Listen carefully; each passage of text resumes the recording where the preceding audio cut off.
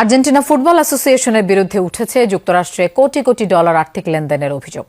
এরই মধ্যে তদন্ত শুরু করেছে এফবিআই। শীর্ষ মার্কিন ব্যাংকগুলো ব্যবহার করে প্রায় $260 মিলিয়ন লেনদেনের অভিযোগ উঠেছে ফেডারেশন প্রধান ক্লদিও তাপিয়ার বিরুদ্ধে। এই তদন্তের জালে এবার জড়াতে পারেন আর্জেন্টিনার বর্তমান প্রেসিডেন্ট ও সাবেক কর্তারাও। বিশ্বকাপের টানটান উত্তেজনার মাঝেই মাঠের বাইরে আছড়ে পড়ল মহাবিস্ফোরণ। আর্জেন্টিনা ফুটবল অ্যাসোসিয়েশনের উপর এবার যুক্তরাষ্ট্রের কড়া নজর। মাঠের লড়াইয়ের মাঝেই এবার দৃশ্যপটে হাজির খোদ মার্কিন গোয়েন্দা সংস্থা এফবিআই।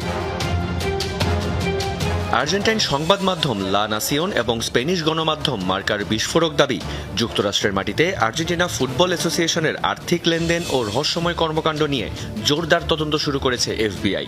অভিযোগের তীর কোটি কোটি ডলারের দিকে। ক্লদিও তাপিয়ার নেতৃত্বাধীন এই ফুটবল সংস্থা মার্কিন আর্থিক ব্যবস্থার মধ্য দিয়ে কিভাবে বিপুল পরিমাণ ডলার লেনদেন করেছে তা জানতেই এখন মরিয়া ওয়াশিংটন।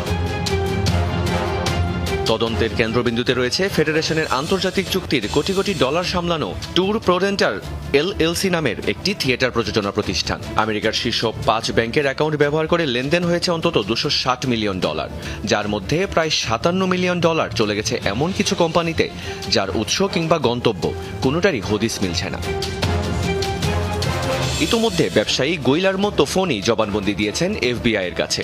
মার্কিন বিচার বিভাগ তদন্তের পরিধি এতটাই বাড়িয়েছে যে আর্জেন্টিনার বর্তমান প্রেসিডেন্ট ও সরকারের সাবেক কর্মকর্তারাও এবার আসতে চলেছেন এফবিআই এর জেরার মুখে। গোয়েন্দাদের পাখির চোখ কিন্তু খোদ ফেডারেশন প্রধান ক্লদিও তাপিয়ার দিকেও। যাদের কাছে ফেডারেশনের গোপন নথিপত্র রয়েছে তাদের কাউকেই ছাড়তে নারাজ মার্কিন মুলুক। রিয়ান রাফতি, যমুনা স্পোর্টস।